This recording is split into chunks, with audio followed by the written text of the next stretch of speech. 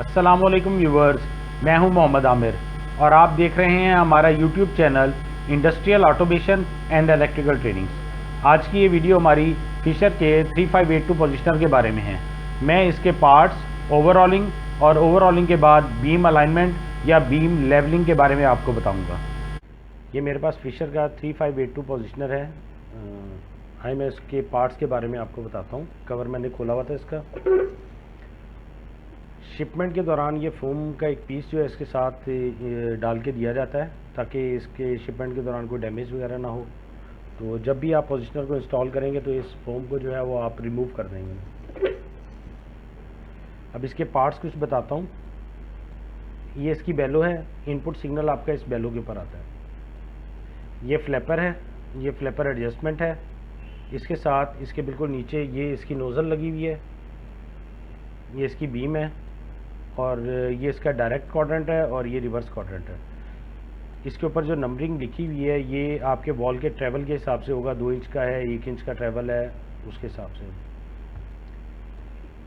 इसका फीडबैक का लीवर है जो आपके वॉल के साथ ऑपरेट होता है और इस लीवर के साथ आपके ये कैम लगी हुई है। मैं करीब करके आपको दिखा दूँ। ये कैम लगी हुई है। ये मुख्तलिफ टाइप्स की होती है। इस पोजिशनर के साथ नहीं है, वैसे पहले यहाँ पे एक लेदर स्क्रू लगा के तो यहाँ पे कैम लगाई होती थी, वो मेरे पास अवेलेबल है, वो मैं आपको दिखा देता हूँ। इसके बाद ये यहाँ से आप इसको घुमा के जो है आप इसका क्वाड्रेंट जो है ना उसमें ट्रैवल को भी एडजस्ट करते हैं और इसको अगर आपने रिवर्स क्वाड्रेंट में लाना है तो वो भी आएगा आपका। सॉरी, इसके आगे तो मेरा हाथ आ गया, मैं यहाँ से दिखाता हूँ। ये देखें, ये इसके साथ मूव हो रहा है। कुछ लोग जो हैं इसको यहीं से पकड़ के मूव करवाते हैं, वो नहीं करवाना चाहिए। जब प्रॉपरली एक चीज़ है तो आप उस जगह से इसको करें। इसके अंदर टोटल 4 तरह के स्प्रिंग लगे हुए होते हैं। एक ये लगा हुआ है, एक ये नीचे लगा हुआ है, एक ये इस जगह पे स्प्रिंग लगा हुआ है इसका, और चौथा स्प्रिंग जो है वो आपका ये फ्लैपर जो है इसके नीचे यहाँ पे आता है। आपको नज़र आ रहा होगा बिल्कुल नीचे से। चलें, अब जो है बाकी ये इसकी गेजेस लगी हुई हैं। सप्लाई की हो गई, आउटपुट हो गई, सिग्नल हो गया, और ये आपका पोजिशनर को बाईपास करने के लिए वॉल लगा हुआ है। अगर आपने पोजिशनर की एग्जांपल है कि जी बेलो रिप्लेस करनी है, ये लीक हो गई है, तो आप इसको बाईपास पे ले जाएंगे और आराम से अपनी बेलो जो है उसको रिप्लेस करेंगे। रिप्लेस करने के बाद फिर आप इसको दोबारा अपने पोजीशन पे ले आएंगे, इन सर्विस कर देंगे। बैक साइड पे इसके देखें तो ये इसकी आउटपुट रिले, सिंपल रिले भी कहते हैं, आउटपुट रिले जो है ना वो लगी हुई है। इसी के थ्रू जो है ना आपकी आउटपुट जनरेट होती है। चलिए, ये पोजिशनर तो मेरे पास बिल्कुल न्यू है तो इसको तो मैं नहीं खोलता। अलबत्ता मेरे पास एक पुराना पोजिशनर है। उस पोजिशनर पे मैं आपको इसकी टोटल ट्रबल शूटिंग, ओवरऑलिंग और उसके बारे में बताता हूँ।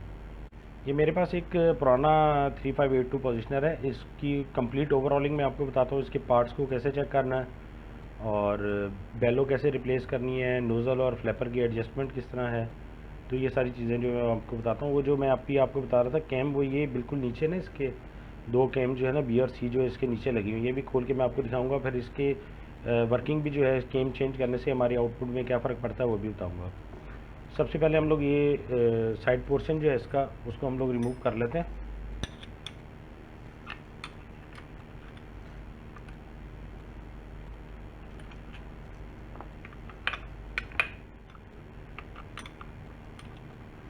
इसके नीचे एक गैस्केट होती है। कई बार जो है ना वो गैस्केट जो है वो हार्ड हो जाती है, जिसकी वजह से वो प्रॉब्लम करने लग पड़ता है। तो ये सिंपल नीचे से है, गेजेस लगी हुई, पाथ बने हुए हैं। इसके नीचे ये वाली गैस्केट आ रही है और ये बाकी इस वक्त भी ना थोड़ी हार्ड हुई है। काफ़ी पुराना पोजिशनर है, तो जब इसको ओवरऑल करना है कम्प्लीटली तो ये गैस्केट ये रिप्लेस होगी, इसलिए कि हार्ड हो चुकी है और ये प्रॉपरली सीलिंग नहीं करेगी, इसलिए इसकी रिप्लेसमेंट जो है ज़रूरी है।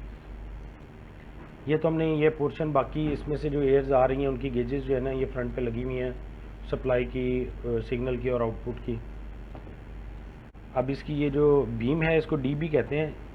इसको हम लोग रिमूव करेंगे। उसके लिए ये है कि जी आप इसके जो स्प्रिंग है नोज़ प्लेट से इनको निकाल दें। एक ये निकल गया, एक ये, और एक ये 2 ही स्प्रिंग जब आप निकालेंगे तो ये कम्प्लीटली बाहर आ जाएगी। इसकी इंस्पेक्शन में ये है कि आप इसके पॉइंट्स देखें, जो पिवट पॉइंट होते हैं, एक ही इस पॉइंट पे आ रहा है और एक ही बेलो के साथ आ रहा है। ये क्लीन होने चाहिए और सही होने चाहिए। आप ये फीडबैक जहाँ पे आपकी कैम आनी है उसकी इंस्पेक्शन, कोई खड्डा टाइप या कोई चीज़ ऐसी नहीं होनी चाहिए इस पर। और ये जो ट्रैवल है हमारा, इसके ऊपर भी कई बार ना मूवमेंट कर कर के निशान पड़ जाता है काफ़ी गहरा, और एक ही पॉइंट पे रह के खड्डा भी पड़ जाता है, तो उसके साथ जब थोड़ा सा एडजस्ट करना तो ये नहीं होता। तो इसको भी क्लियरली जो है ना आप लोग इसको इंस्पेक्ट करें। ये खुल गई है। इसके बाद हम इसकी जो फ्लैपर है उसको रिमूव कर लेते हैं। इसके सिर्फ ये 2 स्क्रू हैं, आप ये खोलें और ये निकल आएगा।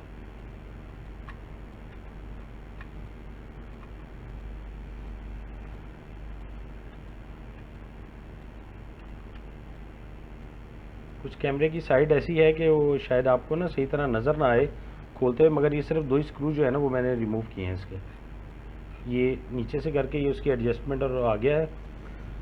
अब इसमें अगर गौर करें तो ये जो पॉइंट है ये फ्लैट और क्लियर होना ज़रूरी है। अभी इसके ऊपर देखें जी मट्टी टाइप या ग्रीस टाइप कुछ लगा हुआ है, इसको हम लोग जब वॉश करेंगे तो हो जाएगा।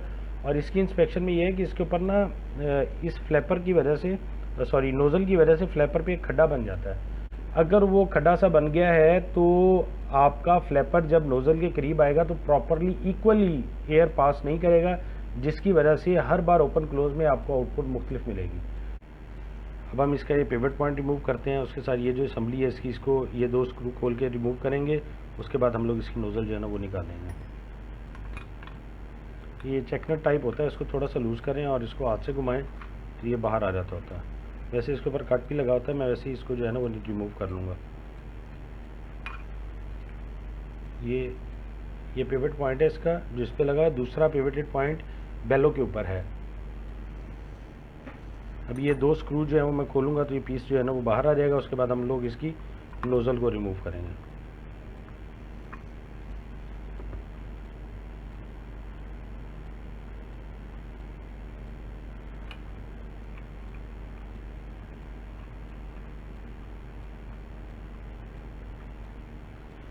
दो स्क्रू रिमूव हो गए हैं। ऊपर इसकी ये एक सपोर्ट होती है सिंपल, ये इसके साथ ये गियर्स के साथ मूव करता है।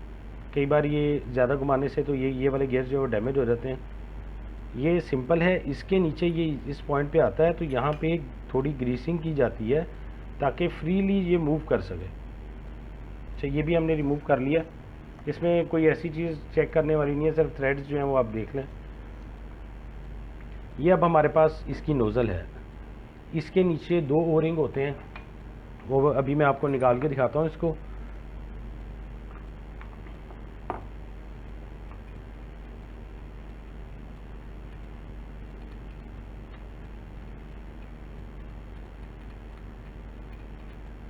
ये इसकी नोज़ल आ गई। ये इसका कवर है सिंपल, इसमें कुछ नहीं है। ये नोज़ल है, इसको अगर नज़र आए ये कुछ पार्शली ब्लॉक नज़र आ रही है, शायद इसमें कैमरे में ये थोड़ी सी नज़र आई है आपको शायद। ये पीस थ्रेडेड है, आप इसको घुमाएं, इसमें से एयर आ रही है। इसके ऊपर 2 ओरिंग होते हैं, एक ये ओरिंग है और एक ये। अक्सर ये होता है कि ये ओरिंग, ये वाला ओरिंग आप अगर गौर करें तो ये कॉलर ऊपर चढ़ा हुआ है और ये डैमेज भी हुआ हुआ है। ठीक है, यहाँ से लीकेज होती है जिसकी वजह से हमारा प्रॉपरली फीडबैक जो प्रेशर है वो हमारी न्यूमेटिक रिले तक नहीं जाता, जिसकी वजह से हमारा पोजिशनर सही काम नहीं करता। तो कई बार ऐसा होता है, इस तरह की कंडीशन में हम लोग पोजिशनर रिप्लेस कर देते हैं। तो अब आपको पोजिशनर रिप्लेस करने की ज़रूरत नहीं है, आप पहले इसके ये ओरिंग जो है वो चेक करें और इनको रिप्लेस कर दें। इसकी बेलो को रिमूव करने के लिए हम यहाँ से खोलेंगे तो इसकी आगे से बेलो जो है वो निकल जाएगी। ये 2 स्क्रू जो है 2 आप खोल लेंगे, ये वाला और ये वाला।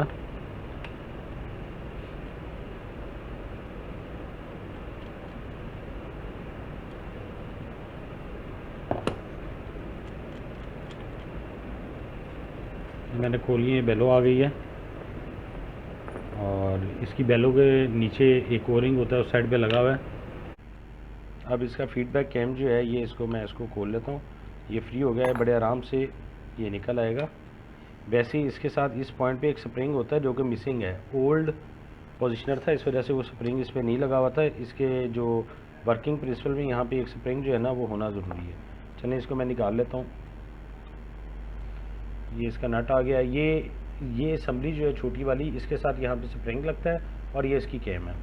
अब तीनों कैम्स जो हैं उनमें मैं थोड़ा सा आपको डिफरेंस दिखा देता हूँ कि तीनों जो है ना वो मुख्तलिफ़ तरह की हैं। ये इसको, ताकि आपको डिफरेंस पता लग सके, ये अगर आप गौर करें मैंने बराबर पकड़ी हुई है। सी थोड़ी नीचे है, उसके बाद ए है और उसके बाद नीचे बी है। ठीक है, इन सब में फ़र्क है। ये कहाँ कहाँ पे लगती हैं ये मैं आपको एक्सप्लेन करता हूँ थोड़ी देर। चलिए, ये जो है हम फीडबैक वाला हम निकाल लेंगे। इसके अंदर टेफ्लॉन के पीस होते हैं, अगर ये ख़राब हो जाएँ तो आपको इसको रिप्लेस करना पड़ेगा। बाकी इसमें कोई चीज़ नहीं है ऐसी। ये सिंपल केम है, ये इसके साथ वेल्डेड है, ये सिर्फ इसके फीडबैक के लिए एडजस्ट करने के लिए। ये इसके साथ एक पिन होती है, यहाँ पे आपको जब भी आपने इसको केम को लगाना है तो ये इसके होल में से लगा के फिर करना है। ये आप देख रहे होंगे, ये इसके होल में डाल के फिर आप इसको एडजस्ट करेंगे। चलिए, अब इसकी पीछे न्यूमेटिक रिले है। बाकी तमाम पार्ट्स जो मैंने खोल दिए हैं। इस पोजिशनर में मेन चीज़ इसकी अलाइनमेंट है। आप तमाम चीज़ें खोल लें, रस्टोलिन में डाल के अच्छी तरह वॉश करें, कोई इशू नहीं है। इसमें एयर दें, यहाँ से नोज़ल पे जो एयर आती है उसको क्लीन करें, बेलो वाली एयर को क्लीन करें। ये 2 पॉइंट्स हैं जहाँ पे एयर आ रही है। बाकी इसके अंदर किसी जगह पे भी, किसी पार्ट में भी एयर की वो पाथ नहीं है। ये इसकी रिले है, इसको भी हम लोग खोल लेते हैं। इसमें जो सप्लाई आती है वो इस रिले में से होके आपके नोज़ल पे जाती है। इस रिले से जो नोज़ल पे जाएगी उसके अंदर एक रिस्ट्रिक्शन आती है, ताकि आपका जो बैक प्रेशर है वो वापस ना जाए, बल्कि आपके इस रिले पे जो है ना बैक प्रेशर आए और ये अपनी आउटपुट जनरेट करें। मैंने आपको 3 तरह की कैम्स दिखाई थी जो फीडबैक पे लगती हैं, ए, बी और सी। ये कैम्स का करेक्टरिस्टिक कर्व्स हैं। ये इनपुट सिग्नल है जो आपके पोजिशनर को देंगे, और ये आउटपुट ट्रैवल है जो कि वॉल जो है हमारा ऑपरेट होगा। तो इसमें आप देखें कि जो ए टाइप की अगर हम कैम यूज़ करेंगे तो ये लीनियर है। इनपुट जितना बढ़ेगा उसके हिसाब से ही आउटपुट जो है, यानी कि हमारे वॉल का ट्रैवल जो है वो उसके हिसाब से होगा। जबकि सी टाइप जो है ये 50% पे देखें, हम तीनों को रेफरेंस लेते हैं, 50% सिग्नल आया हमारे पास पोजिशनर पे। तो अगर सी टाइप की कैम है तो वो 32% के करीब ओपन हो रहा है। अगर ए टाइप की है तो बिल्कुल पूरा 50% हो रहा है, और अगर हमारी बी टाइप की है तो ये तकरीबन 68% के करीब जो है ना यहाँ पे आ रहा है वॉल का ट्रैवल। तो जब आप कैम चेंज करेंगे तो आपने अपने प्रोसेस के हिसाब से, जिस तरह की आपको चाहिए, आपने उसके हिसाब से कैम को सिलेक्ट करना है। ए लीनियर है, ये ज़रा स्लो, सी स्लो ओपन हो रहा है, बी जो है क्विक ओपन हो रहा है। तो पार्ट्स मेरे पास मौजूद हैं। अब मैं इनको ना क्लीन कर लूँगा, जो जो नोज़ल्स हैं उनको क्लीन कर लूँगा, जो ओरिंग रिप्लेस होने वाले हैं वो सारे जो है ना वो मैं रिप्लेस कर लूँगा। उसके बाद फिर हम इसको असम्बल करेंगे।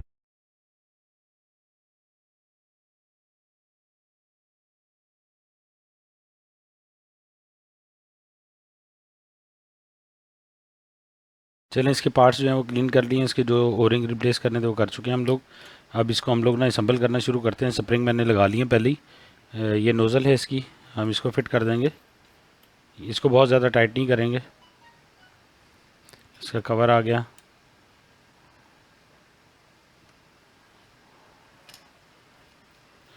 पहले आप इसको अच्छी तरह फुल टाइट कर दें, फिर उसके बाद 3 से 4 थ्रेड जो हैं ये आप इसको रिटर्न करेंगे। ये इसकी बीम अलाइनमेंट में जब होता है तो इसको हमें करना पड़ता है। हम पहले ही जो है ना इसको थोड़ा सा रिटर्न करके हल्का सा टाइट कर देते हैं। फीडबैक लिंक इसका जो है वो लगा लेते हैं। इसको लगाने में थोड़ा सा मुश्किल होती है क्योंकि जगह की वजह से। ये कैम है हमारी, कैम पे ये एरो लगा हुआ है। हमने जहाँ पे इसको इंस्टॉल करना है वो है रिवर्स एक्टिंग उसका एक्चुएटर है, तो हम इस एरो का निशान ऊपर को रखेंगे।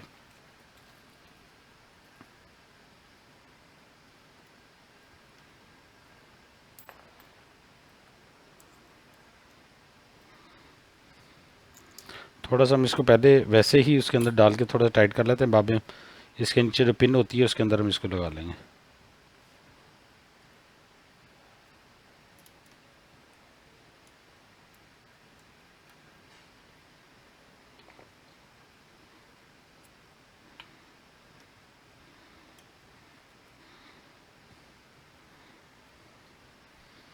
इसको अब हम लोग टाइट कर देंगे, इसलिए कि ये इसी पॉइंट पे बिल्कुल वो लगेगा। ये नीचे वाला स्प्रिंग है इसका, इसको हम इसके ऊपर डाल देते हैं। एहतियात से डालिएगा, जिस तरह अभी मिर्च से सिर पे हुआ तो चोट भी लग सकती है। ठीक है जी, ये स्प्रिंग भी डल गया। ये और थोड़ा सा टाइट होगा अभी।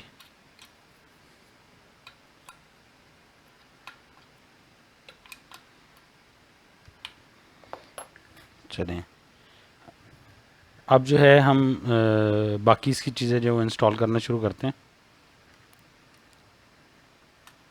ये इस जगह पे आएगा, उसके साथ मूव होगा, इसको लगा दें। और ये इसके नट हैं, ये हम अभी लगा देंगे।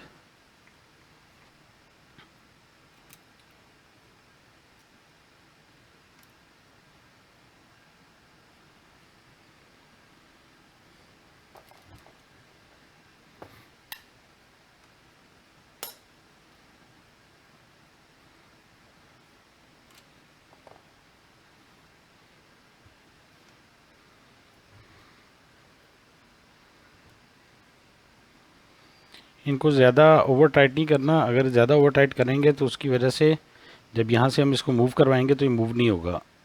ये सिर्फ एक सपोर्ट है कि नीचे लगा रहे और उसके साथ रहे। बस नॉर्मल सा टाइट करें।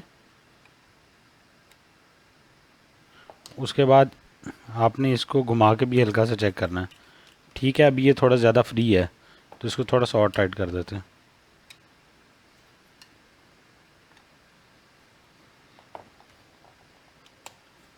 ओके है। ये पिन जो है इसकी, इसके ऊपर हमारी डी आएगी। इस जगह पे ये वाला सेंटर वाला पॉइंट जो है हमारा ये आता है।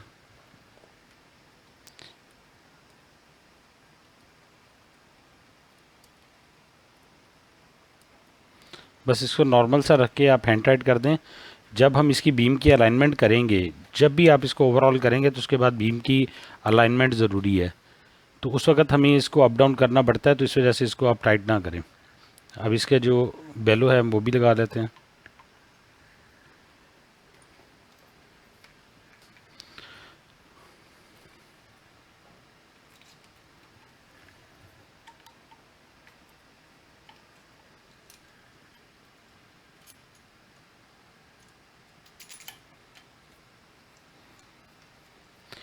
इसको अच्छी तरह टाइट कीजिएगा, इसलिए कि ऊपर वाली साइड से इसके ओरिंग होता है ताकि वहाँ से लीकेज ना हो।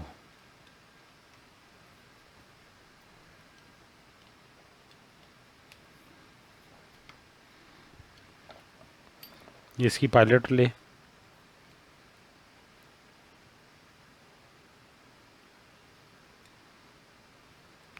पायलट रिले भी कहते हैं, न्यूमेटिक रिले भी कहते हैं। इसकी ओरिंग हम लोग रिप्लेस कर चुके हैं।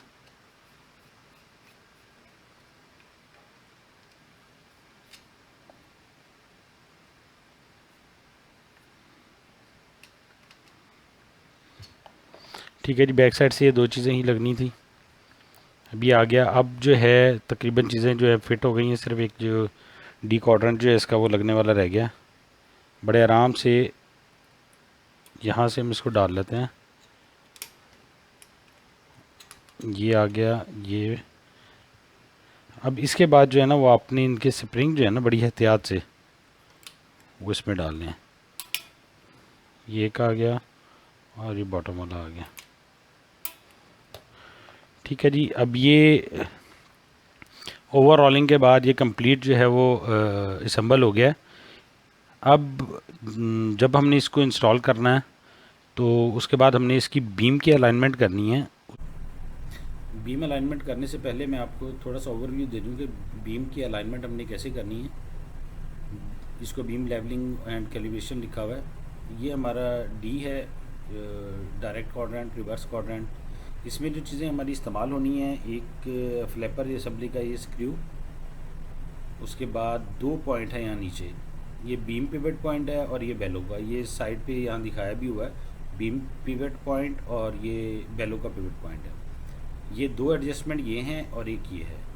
सबसे पहले आपने ये करना है कि पोजिशनर को 50% सिग्नल देना है अपना, उसके बाद इस स्क्रू से आपने उसको इतना एडजस्ट करना है कि आपका बॉल जो है फिज़िकली 50% पे आ जाए, और उसके बाद इसके जो नीचे चैक नट है आपने इसको टाइट कर देना है। ये वंस टाइम एडजस्टमेंट है, इसको बार बार करने की ज़रूरत नहीं है। ये एक बार एडजस्ट हो गया 50% पे, ओके। उसके बाद आपने ये करना है कि इस फ्लैपर असम्बली जो है इसको 10 पे डायरेक्ट पे ले जाना है, और यहाँ पे लेके जाके आपका वॉल जो है उसकी फीडबैक जो है अप डाउन हो सकती है, यानी कि हो सकता है 50% से वो 60% पे चला जाए। तो इसके नीचे जो एडजस्टमेंट है ये वाली, इसको एडजस्ट करके आपने वॉल को फिर दोबारा से 50% पे लेके आना है। उसके बाद डायरेक्ट 10 से आपने इसको ले जाना है रिवर्स 10 पे। फिर दोबारा वॉल की फीडबैक देखनी है कि वॉल कितने परसेंट ओपन है।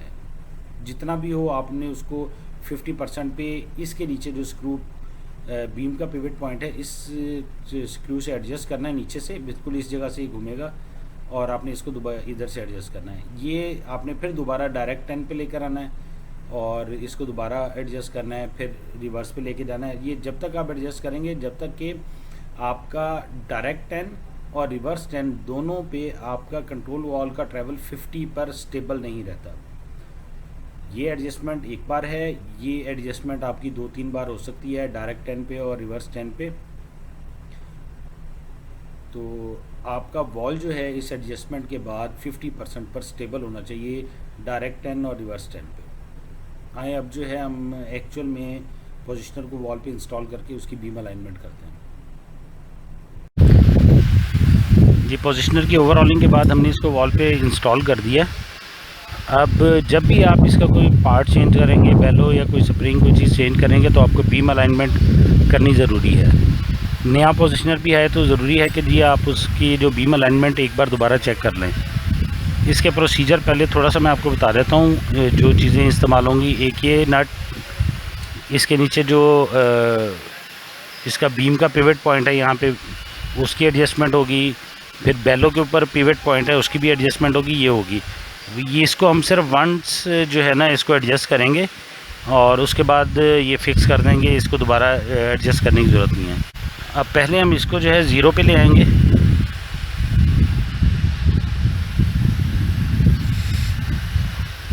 ये ज़ीरो पे आ चुका है, और जो हम इसको सिग्नल है पोजिशनर को 0.6 kg जो है हमारा 50% सिग्नल है, हम वो दे देंगे। साइड पे हमने सेटअप लगाया हुआ है उससे दे दिया है। अब हम इस साइड पे देखेंगे, जो स्केल है इसको 50% पे होना चाहिए, मगर ये इस वक्त 50% से कम है इस पॉइंट पे। तो अब हम इस स्क्रू से इसको 50% पे लेकर आएंगे। ये भी डाउन है, हम इसको आहिस्ता आहिस्ता बढ़ा देते हैं। जब ये 50% पे आ जाएगा हम इसको छोड़ देंगे।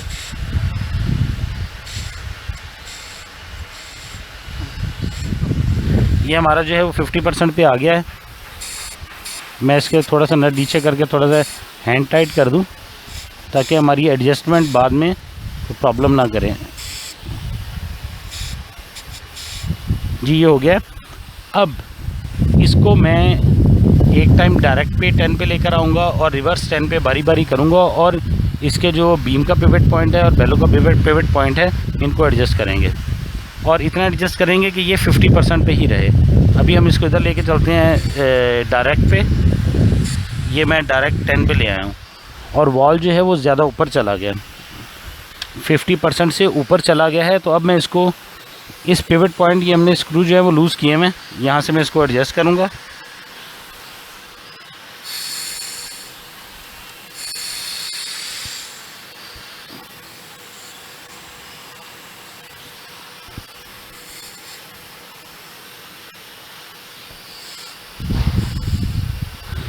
ये 50% पे आ गया, बिल्कुल वॉल 50% पे है।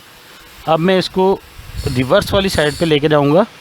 सेंटर में चेक नहीं करना हमने, अब ये रिवर्स पे करना है। अब जब रिवर्स पे किया है तो ये 100% पे चला गया। तो अब हम इसको जो है ना वो एडजस्ट करेंगे और इसको डाउन लेकर आएंगे।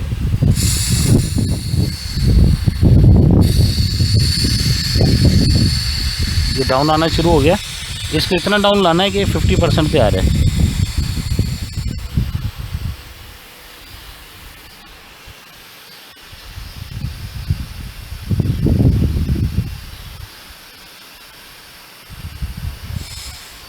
वॉल जो है 50% पे आ गया।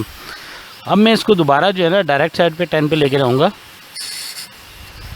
तो ये हम उस वक्त तक करेंगे जब तक कि ये वॉल 50% पे ही ना खड़ा रहे। अब ये थोड़ा सा और बढ़ गया, इसको हम दोबारा एडजस्ट करेंगे।